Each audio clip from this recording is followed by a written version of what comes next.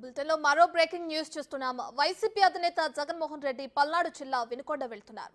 ఆయన కాన్వాయ్ వెంట వైసీపీకి చెందిన మాజీ మంత్రులు, మాజీ ఎంపీలు, మాజీ ఎమ్మెల్యేలు కూడా వినుకొండ బయలుదేరారు. పార్టీ నేతల విషయంలో పోలీసులు ఆంక్షలు విధిస్తున్నారు. వారి వాహనాలను ఎక్కడికక్కడ నియంత్రిస్తున్నారు. తాడేపల్లి, మంగళగిరి, గుంటూరులో వైసీపీ నేతల వాహనాలకు బ్రేకులు వేస్తున్నారు. పోలీసుల తీరును వైసీపీ నాయకులు తప్పుపడుతున్నారు.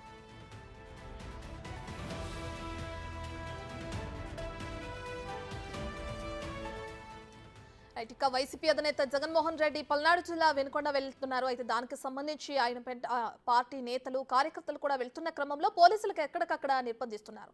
ఇదే విషయానికి సంబంధించి మరింత సమాచారాన్ని మా ప్రతినిధి విజయవాడ నుంచి శివ ఫోన్ ఇన్లో అందిస్తారు. రైట్ శివ.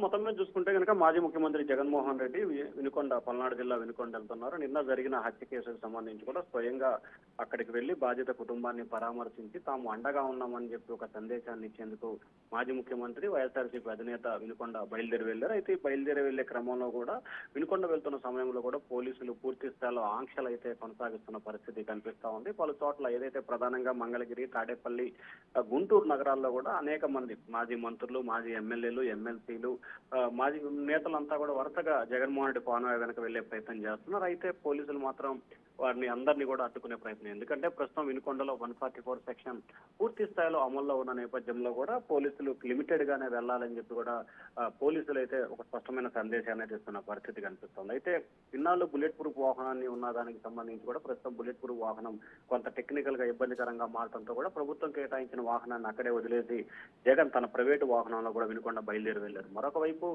వినుకొండ సంబంధించి కూడా పూర్తి స్థాయిలో 144 సెక్షన్ ఉన్న నేపథ్యంలో కూడా ఎక్కడ ఎటువంటి సంఘటనలు జరగకుండా ఉండేందుకు పోలీసులు కట్టుదిట్టమైన భద్రతమైన చర్యలు తీసుకుంటున్నారు. తాడేపల్లిలో ఆయన నివాసం నుంచి బయలుదేరిన దగ్గర నుంచి వినుకొండ చేరే వరకు, వినుకొండ నుంచి మళ్లీ తిరిగి తాడేపల్లి నివాసం చేరుకునే వరకు ఎక్కడ ఎటువంటి అవాంఛనీయ సంఘటనలు కానీ ఆందోళన కానీ జరగకుండా ఉండేందుకు పోలీసులు అయితే కఠినంగా వ్యవహరిస్తున్నారు. మరొక వైపు జగన్మోహన్ రెడ్డి వచ్చే వాహనాలకు సంబంధించి కూడా కొంతమంది ఆందోళనకారులు వచ్చి తద్వారా పరిస్థితి కంట్రోల్ తప్పే అవకాశం ఉందని చెప్పి పోలీసులు అయితే ఆందోళన చెందుతున్నారు. ఈ నేపథ్యంలోనే భారీ స్థాయిలో వస్తున్న వాహనాలను ఎక్కడికక్కడే నిలిపివేస్తా ఉన్నారు. రత్న.